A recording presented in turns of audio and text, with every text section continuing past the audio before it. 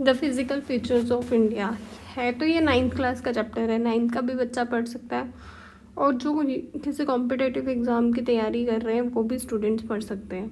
क्योंकि इस चैप्टर को मैंने 9th क्लास से ही उठाया, बट इसमें मैंने लिंकेज की है जियो पॉलिटिकली क्यों इम्पोर्टेंट है, पॉलिटिकली क्या इश्यूज़ हैं, अभी करंट में क्या चल रहा है, करंट अफेयर्स को लेके मैंने इसमें सारी चीज़ें ऐड ऑन की हुई हैं। चलो पहले पढ़ते हैं फिज़िकल फीचर्स। देखो द हिमालयस, जो हिमालयस की हमारे पास रेंज है ना, काराकोरम, ज़ांस्कर रेंज, फिर ये शिवालिक रेंज, ये हमारे पास जो 3 रेंजेस हैं हमारे इधर, ये क्यों इम्पोर्टेंट है, क्या है। पहले तो हम हिमालयस के बारे में पढ़ेंगे। हिमालयन रीजन जो है वो बहुत वास्ट है और मतलब स्ट्रेच है 5 कंट्रीज़ के बीच में। कहाँ कहाँ? इंडिया में, नेपाल में, भूटान में, चाइना और पाकिस्तान में। और ये यंगेस्ट और हाईएस्ट माउंटेन रेंज है कहाँ की? वर्ल्ड की। 50 मिलियन ईयर्स एगो से इनकी कोलिजन्स हो रही हैं। किसके साथ हो रही है? इंडियन और यूरेशिक टेक्टोनिक प्लेट के साथ। India the Himalayan extend across the northern states including, अब इधर नॉर्दर्न स्टेट्स में कौन कौन सी आ जाती है? Jammu Kashmir, Himachal Pradesh, Uttarakhand, Sikkim, Arunachal Pradesh. How the Himalayan help India through cold winds and climate region. ये तो हमें पता लग गया कि कहाँ कहाँ पे कौन कौन सी स्टेट्स के साथ है, कौन कौन सी कंट्रीज़ के साथ, बट मेजर थिंग इज़ कि क्यों इम्पॉर्टेंट क्यों है, कैसे कोल्ड विंड्स के साथ, क्लाइमेटिक रीजन्स के साथ इनका क्या रोल है, पहले ये देखते हैं। ये बैरियर है अगेंस्ट कोल्ड विंड्स। अब जो हिमालय जो है ना, वो एक बैरियर का, फिजिकल बैरियर है जो ब्लॉक करती है कोल्ड कैबेटिक विंड्स को, जो कहाँ से आती है? साइबेरियन से। अगर वो ये हिमालयस नहीं होते तो हम तो जम गए होते अभी तक, क्योंकि इतनी ठंडी हवाएं आती। और ये ब्लो कहाँ से करती है? सेंट्रल एशियन प्लेन से और साइबेरिया से। और इंडियन सब कॉन्टिनेंट में क्या होती? विंटर के टाइम पे without Himalayas these freezing winds would penetrate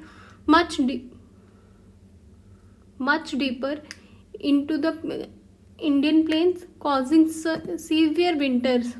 इससे क्या हो जाती? बहुत ज़्यादा ठंड पड़ती। ठंड तो अब भी पड़ती है नॉर्दर्न प्लेन्स पे, पर इतनी नहीं पड़ती। फिर तो और भी इससे भी ज़्यादा ठंड पड़ती कि पानी तो जम ही जाता हर टाइम। अच्छा, अब ये दूसरा काम क्या करती है? Moderation of climate. ये बैरियर जो इंडिया में एक हम अच्छा क्लाइमेट जी पाते हैं, विंटर्स कम होती हैं थोड़ी एज़ कम्पेयर टू साइबेरिया, या उससे क्या होता है जो नॉर्दर्न हिमालयस जो है ना, तिब्बत, सेंट्रल एशिया, ये हार्श विंटर्स वो करते हैं। क्योंकि जब इंडिया में आते आते तक तो ये बैरियर का काम करती है और इंडिया की जो ठंड है वो मज़ेदार होती है, हम अच्छे से रह लेते हैं।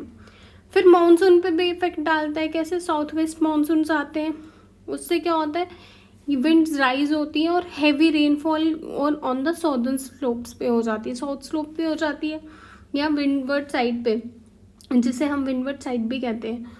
और ये क्या करता है? वो इंडिया के वाटर रिसोर्सेज को अच्छा करता है। फिर सोर्सेज ऑफ रिवर, अब ये इन्हीं माउंटेन से कुछ रिवर्स निकलती हैं, जैसे गंगा, यमुना, ब्रह्मपुत्र, इंडस, जो बहुत सारे लोगों का लाइफ लाइन है। अभी हमने किसकी लाइफ लाइन बंद की है? इंडस वाटर ट्रीटी कैंसिल कर दी। उससे क्या हुआ? पाकिस्तान में पानी नहीं जा रहा है, हम पाकिस्तान का पानी रोक दिया हुआ है। तो ये क्या है? लाइफ लाइन है ना। अब वहाँ पानी नहीं जाएगा, सूखा पड़ेगा, सूखा पड़ेगा, फसल ख़राब होगी, फसल ख़राब होगी तो क्या होगा? फेमाइन आएगा, ड्रॉट जैसी कंडीशंस आएंगी। तो rivers are the source of life line. अब जियो पॉलिटिकली क्यों इम्पोर्टेंस है? पहले तो ये डिफेंसिव बैरियर के हिसाब से देखें कि यहाँ पे आप देखो, अगर हम यहाँ पे हैं, हाईएस्ट पे हैं, तो हमें नीचे देखना आसान होगा और ऊपर से नीचे जाना आसान होता है, नीचे से ऊपर जाना बहुत मुश्किल होता है। तो जब हम इजीली देख सकते हैं कि हाँ हमारा कौन सा दुश्मन ऊपर जा रहा है, ये जो पाकिस्तान साइड पे हम नज़र रख सकते हैं। एक तो ये काम करता है, हमें थ्रेट से बचाता है, और न्यू मॉडर्न जियोपॉलिटिकल जो थ्रेट है उनसे बचा रहा है। फिर बॉर्डर जोन, जैसे जम्मू कश्मीर और लद्दाख का कन्फ्लिक्ट किसके साथ रहता है? पाकिस्तान। कहाँ पे? LOC पे। अरुणाचल प्रदेश और लद्दाख का चाइना का LAC पे। यहाँ पे ये डिस्प्यूट और सेंसिटिव बॉर्डर एरियाज़ हैं, इसीलिए हमें बहुत इम्पॉर्टेंट है। फिर टेराइन जो है इसका बहुत डिफ़िकल्ट है, बहुत स्ट्रैटेजिक है, हाई ग्राउंड चाहिए। जैसे पासिस कौन कौन से, नथुला, लिपू लेखा, डोकलाम प्लेट्यू, ये क्या करते हैं, हमारे यहाँ पे सिक्योरिटी इम्प्लीकेशन ज़्यादा हो जाती है और ये हमारी सिक्योरिटी के हिज पॉइंट ऑफ व्यू से इम्पोर्टेंट है। फिर वाटर सिक्योरिटी और डिप्लोमेसी, आज हमने अगर वाटर सिक्योरिटी पे देखा जाए तो इंडस वाटर ट्रीटी, जो भी पाकिस्तान में पानी जा रहा था हमने रोक दिया क्योंकि उसका हमारे पास होल्ड है। तो वो ये वाटर सिक्योरिटी में आ गया क्योंकि हम अपनी सिक्योरिटी कर रहे हैं, हम टेररिज्म को प्रमोट नहीं करना चाहते हैं, हम इंडिया को इंडिया रहना देना चाहते हैं, हम इंडिया को इंडिया नहीं सुन सकते, सॉरी। तो ये इन्वॉल्व करती है water sharing agreements neighbouring country के साथ, हमारा बायलैटरल रिलेशंस अच्छे होते हैं, रीजनल स्टेबिलिटी भी आती है। अब इंफ्रास्ट्रक्चर के हिसाब से देखा जाए तो यहाँ पे डेवलपमेंट करना, रोड, टनल्स, एयर स्ट्रिप्स, ये स्ट्रेंथन मिलिट्री के लिए, और यहाँ कनेक्टिविटी फॉर सिविलियन यूज़, जैसे हमने क्या बनाया, अटल टनल बनाया हिमाचल प्रदेश में, बॉर्डर रोड ऑर्गेनाइजेशन प्रोजेक्ट्स जैसे चलाए हैं। फिर अगर अब करंट अफेयर्स में देखते हैं, पहले इंडिया चाइना बॉर्डर टेंशंस, 2020 में गलवान वैली में क्लैशेस हुए थे, तो ये भी स्ट्रैटेजिकली हमारे पास हाई अल्टीट्यूड का कंट्रोल है, तो हमारे पास एविडेंस है इन कन्फ्लिक्ट्स के। फिर climate change and Himalayan glaciers, जो जब अब जैसे ग्लोबल वार्मिंग बढ़ रही है तो ग्लेशियर का रेट रहता है, स्नो कम हो रही है, तो इससे क्या हो रहा है, रिवर में पानी ज़्यादा हो रहा है जो डाउन फ्लो में आएगी, तो इसके किसके ऊपर इम्पैक्ट पड़ेगा, एग्रीकल्चर पे, हमारा हाइड्रो पावर जैसे ड्रिंकिंग वाटर, तो ये सोशो इकोनॉमिक हमारे लिए चैलेंजेस बनते जा रहे हैं। अब डिज़ास्टर वल्नरेबिलिटी, अब क्या हो रहा है, सिस्मिक एक्टिविटी हो रही है हिमालयन रीजन में, जिसकी वजह से कॉन्टिन्यूड हम डिफॉरेस्टेशन, तो हमारा काम बन चुका है ना अब करना, जब देखो पेड़ काट रहे, जब देखो पेड़ काट रहे, बस पेड़ काटी जाओ और फिर गर्मियों में एसी के नीचे बैठ जाओ। And climate change risk, please जिसका भी बर्थडे आता है ना वो एक पेड़ तो लगा दे, कहीं पे भी लगा दे, गली में, नुक्कड़ में, कहीं पे भी लगा दे, ताकि अच्छी हवा मिल सके। क्लाइमेट चेंज रिस्क, अब इससे रिस्क क्या बन रहा है, अर्थक्वेक्स आ रहे हैं, लैंडस्लाइड्स हो रही हैं, फ्लैश फ्लड्स हो रहे हैं, जैसे उत्तराखंड का फ्लैश फ्लड आया था 2021 में। एनवायरनमेंट प्रोटेक्शन के हिसाब से देखा जाए तो इनिशिएटिव लिया गवर्नमेंट ने, Himalayan climate initiative transboundary corporation, जिसका एम है बायोडाइवर्सिटी को कंट्रोल प्रोटेक्ट करना, मैनेज करना वाटर रिसोर्सेज को, और एड्रेस करना क्लाइमेट रिसाइलेंस को। Climatic conditions of the Himalayan region, अब कैसे होता है, alpine higher altitude with snow, heavy snowfall, बहुत स्नोफॉल होती है। टेम्परेट क्लाइमेट कहाँ पे होता है, जहाँ पे मिड एलिवेशन होती है, कूल समर्स, कोल्ड विंटर्स, ठंडी ठंडी समर्स होती हैं। सब tropical climates at the foot हिल, सब ट्रॉपिकल मीडियम का। The Himalayans create rains on the levered side, influences local vegetation अच्छी होगी, एग्रीकल्चर अच्छा होगा। तो the reason act as A climate moderation for India, protecting the planes for extreme cold and facilitating monsoons अच्छे होंगे, agriculture अच्छा होगा और इससे हमारी इकोनॉमी भी बूस्ट करेगी। नेक्स्ट है what are the northern plains, अब ये है रहे नॉर्दर्न प्लेन्स, दिख रहे हैं फोटो में। अब नॉर्दर्न प्लेन्स में क्या क्या आता है, मेजर रिवर्स आती हैं जैसे इंडस, गंगा, ब्रह्मपुत्रा और उनकी ट्रिब्यूटरीज। अब इसमें कौन कौन से इंडिया की स्टेट्स कवर होती है, पंजाब, हरियाणा, उत्तर प्रदेश, बिहार, वेस्ट बंगाल और कुछ पार्ट्स असम के, और नॉर्थ ईस्ट रीजन हमारा आ गया। अब फॉर्मेशन कैरेक्टरिस्टिक्स क्या है, यहाँ पे सेडिमेंट्स डिपॉजिट है, रिवर्स जो हिमालय से लेके आती हैं वो यहाँ पे सेडिमेंट्स डिपॉजिट कर सकती हैं। डिवाइड इन 3 रीजन्स में, पंजाब प्लेन्स, गंगा प्लेन्स और ब्रह्मपुत्रा प्लेन्स। एलुवियल सॉइल यहाँ पे बहुत रिच है, जिसकी वजह से एग्रीकल्चर बहुत अच्छा होता है। फ्लैट है, फर्टाइल है, सपोर्टिंग डेंस पॉपुलेशन भी है यहाँ पे जिसको सपोर्ट कर रही है। यहाँ पे रिवर बेसिन जैसे इंडस बेसिन है वेस्ट में, गंगा बेसिन है सेंटर में, ब्रह्मपुत्रा बेसिन कहाँ पे, ईस्ट में। अब ये नॉर्दर्न इंडिया हेल्प कैसे, नॉर्दर्न प्लेन्स के जो इंडिया में हेल्प कैसे करते हैं, ये इन्हें क्या कहा जाता है, ग्रेनरी ऑफ इंडिया, क्योंकि बहुत ज़्यादा कल्टीवेशन होती है। मेजर क्रॉप्स यहाँ पे क्या है, वीट, राइस, शुगर केन और पल्सेस। ये क्या करता है, फूड सिक्योरिटी को सपोर्ट करता है और सस्टेन करता है बहुत सारी एग्रीकल्चर लाइफ्स को जो एग्रीकल्चर पे डिपेंड रहते हैं। जैसे ग्रीन रेवोल्यूशन यहाँ पे शुरू हुआ था पंजाब और हरियाणा में 1960 में, जिसने इंडिया को सेल्फ सफिशिएंट फूड ग्रेन्स के लिए बनाया था।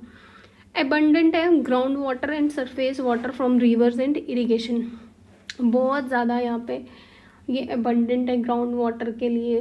ग्राउंड वाटर अच्छा है, सरफेस वाटर अच्छा है। जहाँ पे पानी अच्छा होगा वहाँ पे एग्रीकल्चर ऑब्वियसली अच्छा होगा ही होगा। फिर पॉपुलेशन एंड अर्बनाइजेशन, पॉपुलेशन और अर्बनाइजेशन में क्या है, ये डेंसली पॉपुलेटेड रीजन्स हैं इंडिया के। Large cities and Capitals, capital हमारी यहाँ पे है, बड़ी बड़ी सिटीज़ हैं जैसे दिल्ली, लखनऊ, पटना, कोलकाता। और ये हब है किसका, ट्रेड का, ट्रांसपोर्ट का, कल्चर एक्सचेंज का। इकोनॉमिक कंट्रीब्यूशन में देखा जाए तो ये बैकबोन किसकी है, रूरल इकोनॉमी की। किसकी बैकबोन है, रूरल इकोनॉमी की। इंडस्ट्री कॉरिडोर्स, ट्रांसपोर्ट, इंफ्रास्ट्रक्चर यहाँ पे अच्छे से डेवलप होते हैं, बहुत तेज़ी से होते हैं। मेजर रिवर्स क्या है, इसमें हाइड्रो पावर नेविगेशंस है। अब जियोपॉलिटिकली बॉर्डर्स सिक्योरिटी के कंसर्न से ये स्ट्रेच, जैसे इंडिया पाकिस्तान का बॉर्डर पंजाब और राजस्थान के साथ है, जैसे जम्मू और कश्मीर के साथ है, तो ये भी सेंसिटिव एरिया है हिस्टोरिकल कन्फ्लिक्ट्स के हिसाब से। और ये क्या है, यहाँ पे डेप्थ है, डेंस है, बफर जोन है ये एक किस्म का।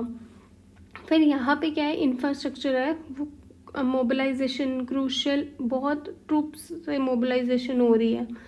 वाटर डिस्प्यूट और ट्रांसबाउंड्री रिवर्स में चल रहा है, जैसे पाकिस्तान, नेपाल, बांग्लादेश और चाइना के साथ चल रहा है। इंडस वाटर ट्रीटी बिटवीन, अभी जैसे हमने वो इंडस वाटर ट्रीटी मैंने पहले बोला हमने कैंसिल कर दी, तो ये वाटर शेयरिंग है, हम वाटर शेयर करते थे, अब नहीं कर रहे हैं। तो ये कहाँ पे, जैसे वाटर शेयरिंग डिस्प्यूट्स इंडिया की स्टेट्स में ही चल रहा है, जैसे कावेरी, कृष्णा, गोदावरी। पॉलिटिकल सिग्निफिकेंस से देखा जाए, क्लाइमेट चेंज का इम्पैक्ट पड़ता है यहाँ पे, मेक्स रिवर मैनेजमेंट चाहिए हमें जियोपॉलिटिकली, इंटरस्टेट इशू चाहिए। कल्चर एंड पॉलिटिकल इन्फ्लुएंस के हिसाब से देखा जाए तो यहाँ पे बहुत ज़्यादा पॉपुलेशन जो है वो नॉर्दर्न प्लेन्स में कल्चरली डाइवर्स है, बहुत डाइवर्सिटी है बट यूनिटी भी है। और ये बहुत अच्छा रोल प्ले करती है इलेक्ट्रो पॉलिटिक्स के लिए। यहाँ पे सिलीगुड़ी कॉरिडोर, चिकन नेक जो बहुत सेंसिटिव एरिया है चाइना को लेके। और फिर अब करंट अफेयर्स में देखा जाए, क्लाइमेट और इन्वायरमेंटल चेंजेस में एक्सट्रीम वेदर वेरिएशंस आ रही हैं, हॉट समर्स, कोल्ड विंटर्स हैं, वेरिएबल मानसून्स हैं, कभी कैसे होते कभी कैसे।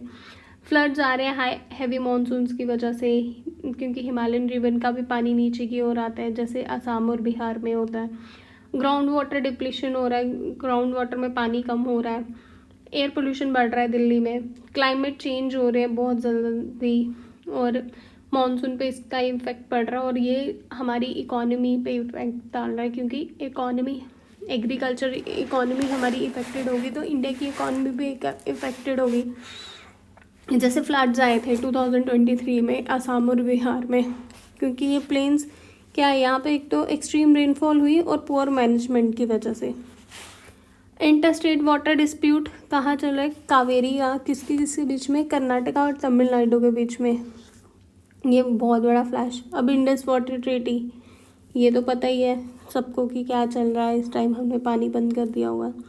फिर sustainable and future go outlook के हिसाब से need for sustainable ground management, efficient irrigation, integrated river basin to reduce interstate and. अब क्या है कि हमें सस्टेन करना है, पानी ग्राउंड वाटर लेवल को बढ़ाना है, एफिशिएंटी लानी है, हमें इंटीग्रेट करना है मैनेजमेंट को, रिड्यूस करना है इंटरस्टेट को, फ्लड को कंट्रोल करना है, अर्बन प्लानिंग करनी है कि कैसे हम पॉपुलेशन को कंट्रोल पॉपुलेशन भी वैसे कंट्रोल करने की ज़रूरत है, पॉपुलेशन मैं बहुत बारी पॉपुलेशन को पोल्यूशन बढ़ देती हूँ। जस्ट क्या यार, मैं कितनी बेवकूफ़ हूँ। पॉल्यूशन और हेल्थ इश्यूज़ के हिसाब से अब ये पेनिनसुलर प्लेटू, ये देखो पेनिनसुलर प्लेटू। पहले तो पेनिनसुलर होता क्या है, ये हमारी इंडिया, यहाँ पे नीचे हमारा इंडियन ओशन है, यहाँ पे क्या है और यहाँ पे क्या है, यहाँ पे है हमारा अरेबियन सी, यहाँ पे बे ऑफ बंगाल। हमारी कंट्री को 3 वाटर बॉडीज ने कवर करके रखा हुआ है। जब भी किसी कंट्री को 3 वाटर बॉडीज ने कवर करके रखा हो वो होती है पेनिनसुलर कंट्री। अब हम पेनिनसुलर प्लेट्यू के बारे में पढ़ेंगे। जैसे मोस्टली हम क्या कहते हैं, डेक्कन प्लेट्यू ओल्डेस्ट प्लेट्यू है, लैंड फॉर्म्स है यहाँ पे। और यहाँ पे हमें क्या मिलता है, मेटामॉर्फिक रॉक मिलती हैं। और ये प्लेन्स का सेंटर इंडिया से बाउंडेड है, वेस्टर्न घाट्स वेस्ट में, ईस्टर्न घाट ईस्ट में एक्सटेंड कर रहा है, विंध्या टू सतपुरा रेंजेस। ये विंध्या सतपुरा, वेस्टर्न घाट ईस्टर्न घाट, ये छोटा नागपुर प्लेट्यू, डेक्कन प्लेट्यू, ठीक है। अब फिजिकल कैरेक्टरिस्टिक देखें तो ये कितना है, सी लेवल से कितना है, 300 to 900 मीटर। शेप कैसी है, ट्रायंगुलर। सतपुरा और विंध्यास की नॉर्थ अपेक्स साउथ की ओर पॉइंट आउट करके। हार्ड है, क्रिस्टलाइन रॉक्स है, ग्रेनाइट और हमें बेसाल्ट मिलता है डेक्कन ट्रैप्स में, डेक्कन प्लेट्यू में। रिवर कौन सी, पेनिनसुलर रिवर्स, गोदावरी, कृष्णा, कावेरी। ये रही, यहाँ पे लिखा है नहीं, ऊपर वाली भी इमेज में है। ये देखो, कृष्णा, गोदावरी और ये रही हमारी कावेरी।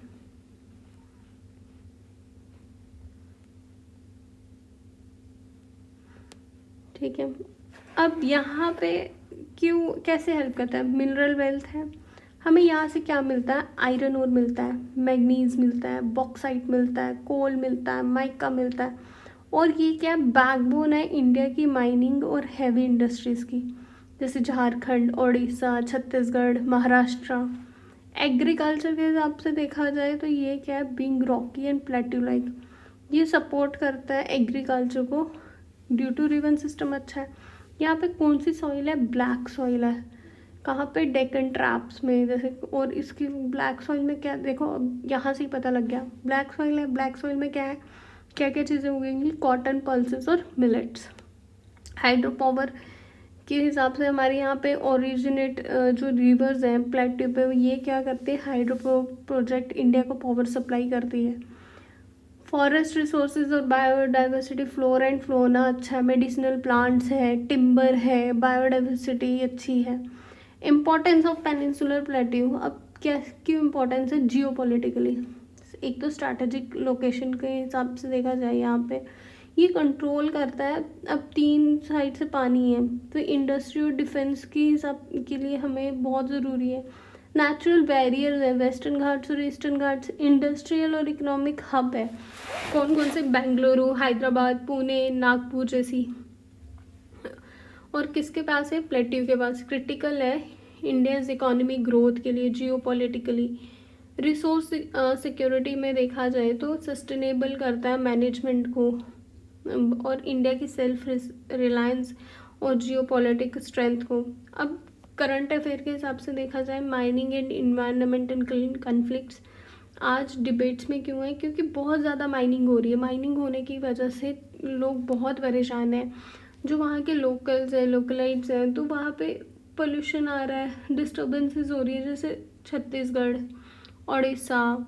तो ये बैलेंस करते हैं हमें इनको बैलेंस करना ज़रूरी है, इन्वायरमेंट को और अपने इकोनॉमिक बेनिफिट्स को केयरफुली यूज़ करना है। वाटर डिस्प्यूट्स है, जैसे कावेरी का बोला, कृष्णा, गोदावरी, किन किन स्टेट्स के बीच में, कर्नाटका, तमिलनाडु, महाराष्ट्र, तेलंगाना और आंध्र प्रदेश।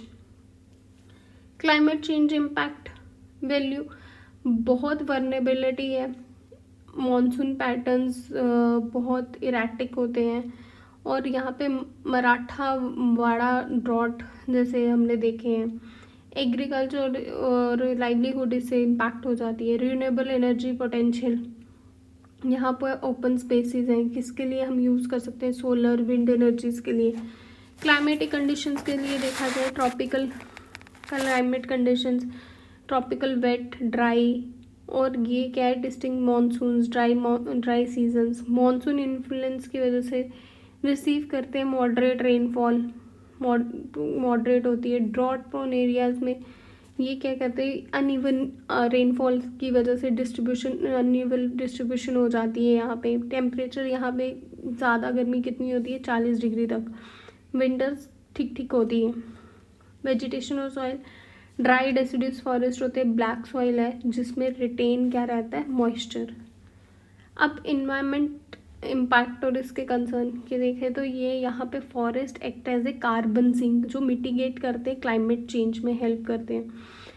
और ये सॉइल इरोजन बहुत ज़्यादा हो रहा है, डिफॉरेस्टेशन हो रही है, हमें कंजर्व करना चाहिए ट्राइबल लैंड्स को, बायोडाइवर्सिटी हॉटस्पॉट को। और इंक्रीज किसको करना चाहिए, सोलर एनर्जी को, जो हमारे क्लाइमेट कमिटमेंट्स का किस में है, अंडर पेरिस एग्रीमेंट में। अब पेनिनसुलर प्लेट्यू का ये आ गया। अब है इंडियन डेजर्ट, थार डेजर्ट कहाँ गया हमारा, ये यहीं पे है ना, थार डेजर्ट। अब थार डेजर्ट कहाँ पे, राजस्थान में। राजस्थान का बॉर्डर किसके साथ लगता है, पाकिस्तान के साथ। और ये एक्सटेंड कहाँ तक है, पंजाब, हरियाणा, गुजरात। राजस्थान कौन कौन सी स्टेट के साथ लिंक्ड है, पंजाब, हरियाणा और गुजरात। देखो कितना मज़ा आ रहा है, कौन सी स्टेट के साथ राजस्थान के बॉर्डर्स लगते हैं वो भी कवर हो गया, किसके साथ स्ट्रेच है, कौन सा यहाँ पे हमारे साथ कंट्री है वो भी हो गया। कितना कवर करता है, 200,000 स्क्वायर किलोमीटर के हिसाब से। यहाँ पे क्या है, सैंडी ट्रेन है, वेजिटेशन कम है, बहुत टेम्परेचर बहुत हाई होता है, बहुत ज़्यादा गर्मी होती है और सर्दी भी बहुत ज़्यादा, रेनफॉल बहुत कम है।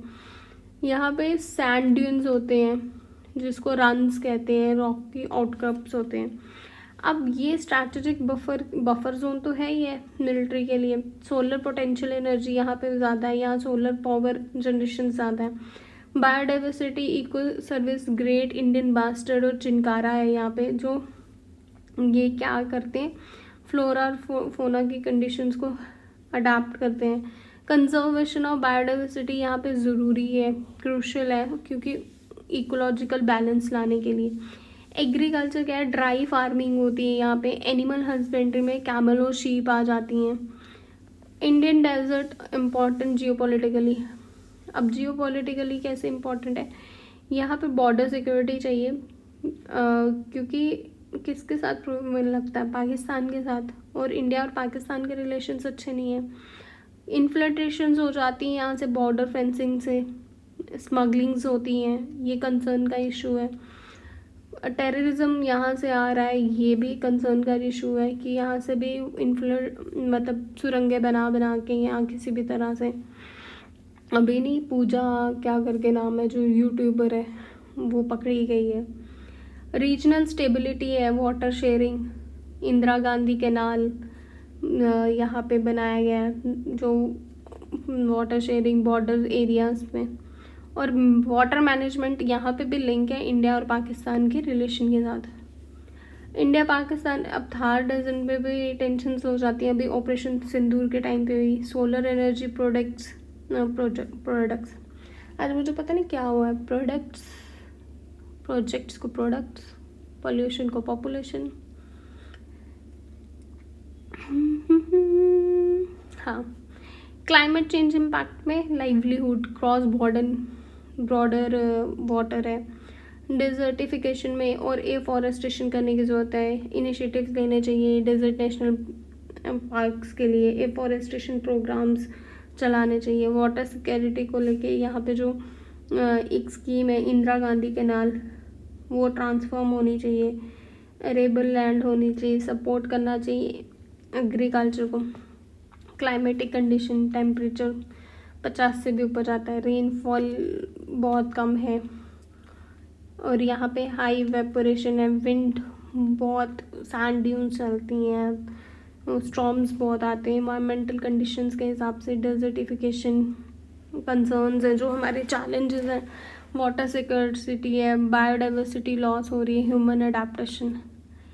Now comes to the coastal plains. अब कोस्टल प्लेन जो होते हैं ना, फ्लैट लो लाइंग एडजेसेंट होते हैं, ठीक है। ये इसकी मैंने पिक्चर लगाई है। कोस्टल प्लेन्स में कौन कौन सा आता है? वेस्ट बंगाल, उड़ीसा, आंध्र प्रदेश, तमिलनाडु, हैदराबाद, केरला, कर्नाटका, गोवा, महाराष्ट्र, गुजरात, ये हमारे कोस्टल प्लेन्स हैं।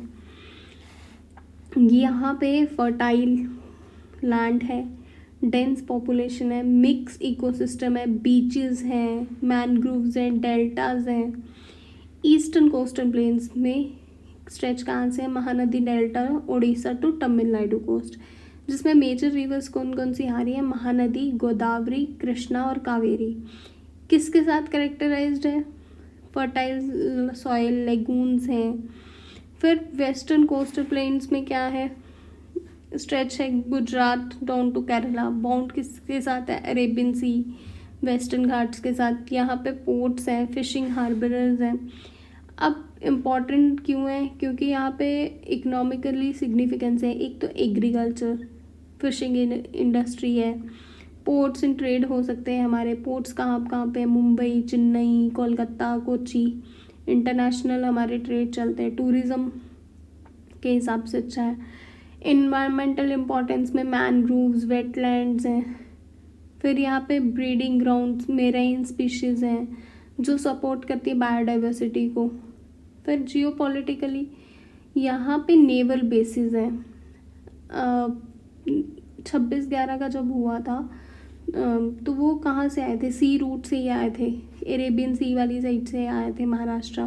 तो वहाँ पे जो उन्होंने ताज होटल में जो आतंक मचाया था वो वहीं से, वो टेररिज्म वहीं से आया था। वो एक हमारे लिए कंसर्न का इशू है। फिर ट्रेड रूट्स हैं, मैरीटाइम, बॉर्डर सिक्योरिटी है, मैरीटाइम हमारी इलीगल इन्फिल्ट्रेशन नहीं होनी चाहिए सीज के थ्रू। फिर अब साइक्लोन्स और क्लाइमेट, उड़ीसा का साइक्लोन इम्फाल आया था 2020 में, कहाँ पे? वेस्ट बंगाल और उड़ीसा में, जिसमें बहुत ज़्यादा डैमेज हुआ था। सर्गमला प्रोजेक्ट, ये गवर्नमेंट का इनिशिएटिव है जो पोर्ट को मॉडर्नाइज कर रहा है कोस्टल इकोनॉमी को बूस्टअप करने के लिए।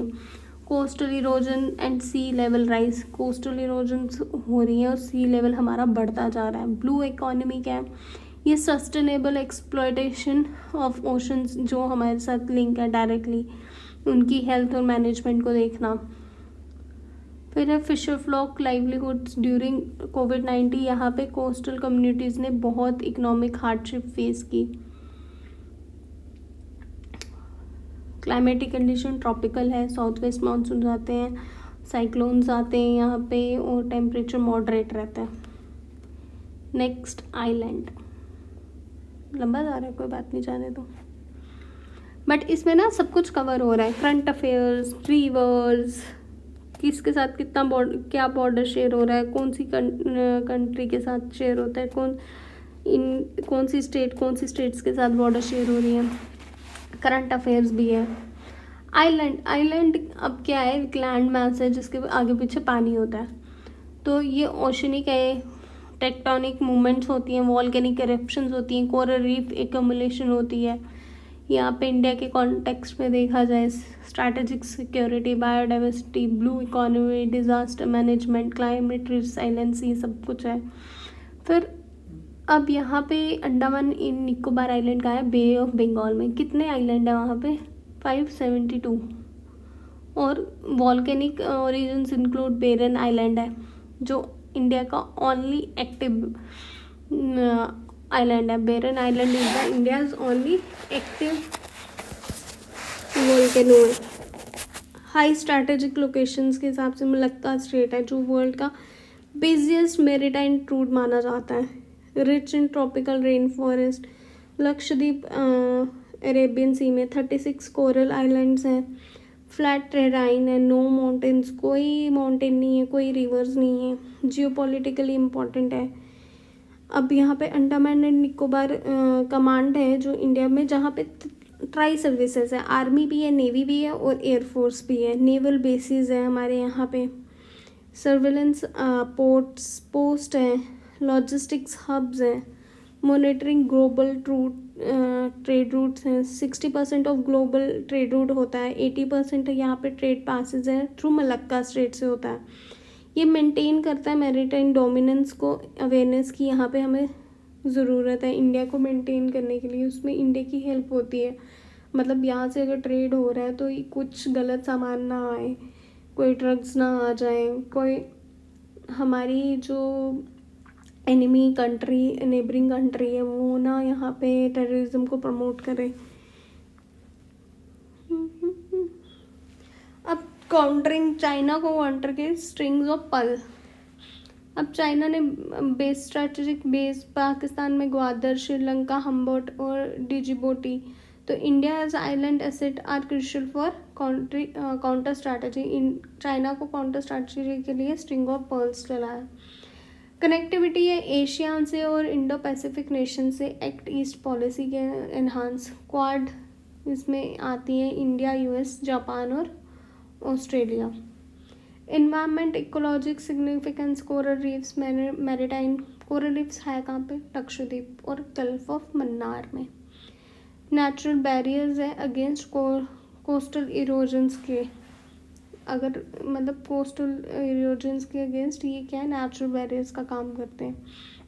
फॉरेस्ट कवर है यहाँ पे, tropical rain forest, carbon sinks, help mitigate climate change, vulnerability to climate change.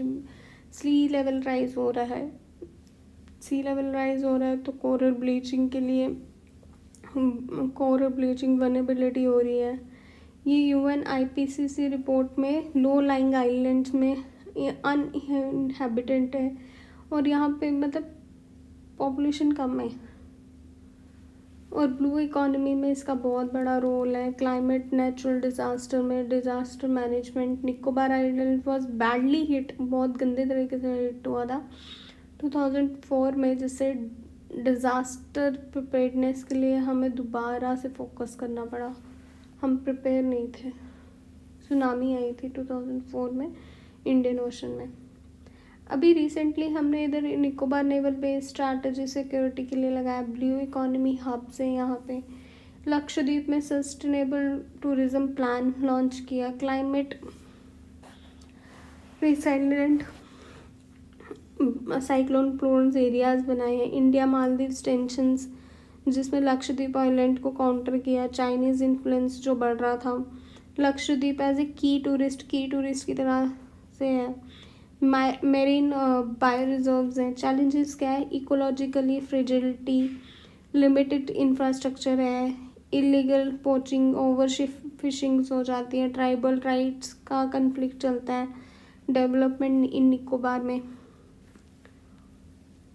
अब कोरल रीफ्स होते क्या हैं? ये अंडरग्राउंड वाटर स्ट्रक्चर्स होते हैं, स्केलेटन्स ऑफ कोरल मेराइन्स, जो कॉलर का इनको क्या कहते हैं? Coral polyps. ये टाइनी एनिमल्स है, जैसे कैल्शियम कार्बोनेट से बनते हैं, हार्ड है, प्रोटेक्टिव है, लाइमस्टोन है। अब इसमें क्या है, ये थाउजेंड्स ऑफ ईयर्स लगते हैं बनने में। एक होता है फ्रिंजिंग रीफ्स, जो क्लोज टू शोर लाइन के पास, मतलब गल्फ ऑफ मन्नार के पास है। Barrier reefs parallel to coastal, ये किसके पैरेलल होते हैं? कोस्ट के, but separate by deeper water, पानी के अंदर बहुत ज़्यादा। एटोल रीफ्स, ये सर्कुलर रीफ्स होते हैं, कहाँ पे होते हैं? लेगून्स के पास, जैसे लक्षद्वीप में है। अब इंडिया में कहाँ है? गल्फ ऑफ मन्नार कहाँ पे? तमिलनाडु यहाँ पे है। लक्षद्वीप में है, अंडमान निकोबार में है और गल्फ ऑफ कच्छ में है। कितना ऑक्यूपाई करता है? 5790 स्क्वायर किलोमीटर। क्यों इम्पोर्टेंट है? बायोडाइवर्सिटी हॉटस्पॉट्स में देखा जाए तो इनका 25% ऑफ मेरीन स्पीशीज़ पे और 1% कहाँ पे होते हैं? ओशन फ्लोर पे। नेचुरल कोस्टल बैरियर है, एब्जॉर्ब करते हैं वेव एनर्जी को। फिशरीज़ के लिए इम्पॉर्टेंट है। ऑक्सीजन कार्बन साइकिल की रेगुलेशंस के लिए इम्पॉर्टेंट है। टूरिज्म और इकोनॉमी को बूस्ट करते, लाइक अंडमान और निकोबार लक्षद्वीप में। जियोपॉलिटिकली स्ट्रैटेजिक मैरीटाइम पोजीशंस, यहाँ पे शिपिंग रूट्स हैं, सी लाइंस कम्युनिकेशंस, जो इंडियन प्रोजेक्ट पावर है वो उसको मॉनिटर करने के लिए, ट्रेड एंड सिक्योरिटी के लिए, ब्लू इकोनॉमी के लिए। फिर करंट अफेयर में देखा जाए कोरल ब्लीचिंग्स, जैसे अभी रिसेंटली अननीलो 2023 से 24 जिसमें कोरल ब्लीचेस बढ़ गई थी, कहाँ पे, अंडमान द्वीप्स में और लक्षद्वीप में। फिर India scientific institution ZCI and IOT ये मॉनिटर करते हैं इन चैलेंजेस को। फिर G20 क्या है, climatic resilience in coastal regions, जिसमें G20 ग्रुप इन्वायरमेंट पे ग्रुप कर रहा है कोरल रीफ्स पे की प्रोटेक्शन के लिए। ड्राफ्ट बनाया है ब्लू इकोनॉमी का 21 से लेकर 25 तक, जिसमें इंक्लूड है reef mapping, sustainable fishing practice, reef tourism, sustainable coastal management में World Bank assisted project, India Australia coral conservation में bilateral include sharing best practices in coral reefs conservation and marine biodiversity.